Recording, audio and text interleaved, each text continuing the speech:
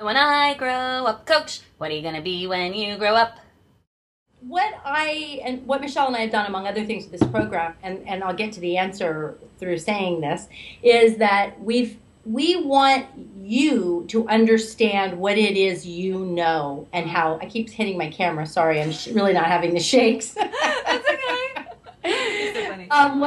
We want you to know what you know, and then how to bring it out in ways that people can learn from. So even setting it up as, I'm not successful, I don't make my living yet, I've never taught before, those actually don't matter. Those are remnants from the factory system, the old way of being. What matters is what you know, and what matters is the questions you're willing to ask and engage with your students. Think about when you've learned from artists. Did you learn as an artist because someone said, do it exactly this way and please repeat forever?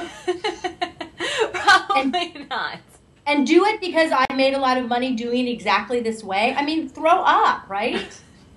I mean, that's Totally. what any of us are about. We're about finding our unique expression and our voice. So part of what we want to do as creative people is bring that out in other people. So we want to help you unpack how you've started to learn to do it. And if you're a beginner at it, that's even better, because then you can meet people where they are as beginners. Beginner mind. We've all heard it. You can teach from beginner mind. I love it. So it's owning. It's so hard because it seems like we want to kind of hide that and keep that inside right away. Yes. Like, I have to trick and I felt the same way as a new life coach. Like, I have to trick everyone into thinking that I have all the answers and I have everything in life figured out and I know all of the secrets. And meanwhile, once I threw that all out and no one wanted to see that anyway because it was boring and untruthful, then that's when I got the people coming in. So it's hard to trust that, though. It's hard to trust that. That's why it's nice to have, a course that you can take that languages and gives you distinctions and gives you processes so you can tease it out for yourself, and gives you community. And also, one of the things Michelle and I do in the process is, as we're teaching, we pull back the curtain on the mistakes we make so people can see us doing it. So modeling it and being in community is really important. And let me say that I'm not saying just because you want to teach, that means that there's not work to be done to develop your ideas and your curriculum. But the work is often about claiming, and you said you need to be done, perfect, and know it. That is the most boring place. Think about teachers that you've had like that. It's great if you're learning anatomy, right? It's great if you're learning brain surgery. It's great if you're learning how to fix a car, maybe. But it's not for the personal growth and artistic processes and for the living question of learning, which that includes math and literature and all kinds of things. So I think we only need to know exactly when we have a very specific thing that must be done in a very specific way, like knitting an artery together. Yes. It's knitting an artery together. Is that what you said? I just had a surgeon I just led a retreat last week, and I had a surgeon, and she's the only woman I think in the United States who does this work. She knits these.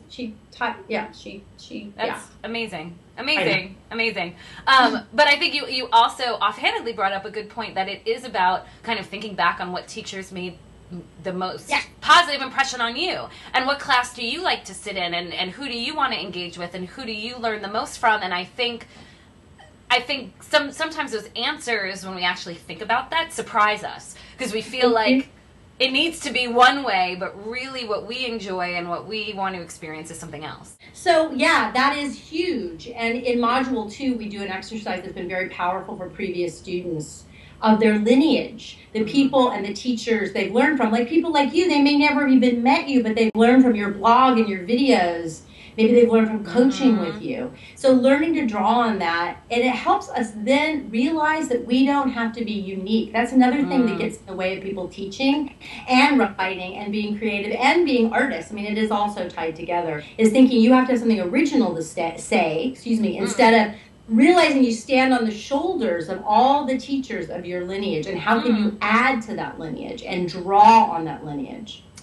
Such an interesting way to put it. You've given me a lot of food for thought, because I never, I run and I co-run an e-course called The Declaration of You, where we help people find their uniquity and figure out their shoulds. And I feel like it's such an important piece of kind of getting, especially as an entrepreneur, just kind of living your life, what makes you different, and own it and claim it. But I sort of like the way you say it kind of adds a piece of like, it's not a pressure. It's not a, if you feel like you don't have anything unique to offer, just go sit at home, or it's not worth pursuing. It really is about just you being you and your own experiences, and the teachers that you have worked with is all making it unique, if that makes any sense. It does make sense. I think it's two sides of a coin. Right? So on this side, it's owning what you know, and that can feel unique because it is. It's your experience. And if you don't see that, you can feel like you have nothing to offer. But on the other side, it's realizing, in fact, maybe there isn't anything unique about the content. It's not about me needing to invent the nuclear fusion engine. It's about me saying, okay, I have taken this in. I've had this experience with my paintbrushes and my color, and this is how I'm going to language it and express it using the experience that I've had, but also the experiences I've learned and the shoulders I stand on. Yes. If that makes sense. Yes, yes, it totally does make sense. And it brings me back to something that stood out to me when I read The Creative Habit by Twyla Tharp, where it's not about...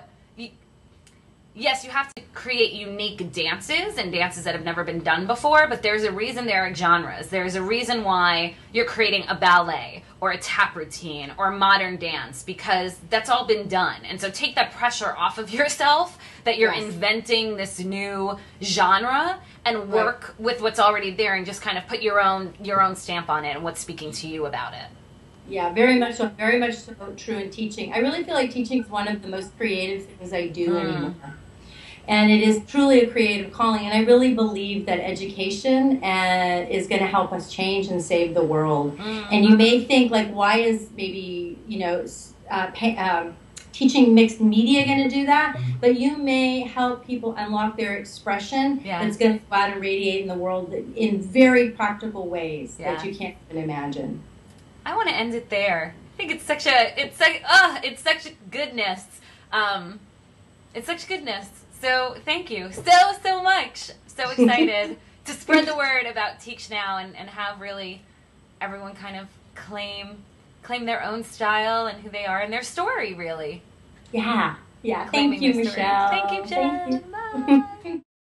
Now when I grow up, Coach, what are you going to be when you grow up? That was amazeballs.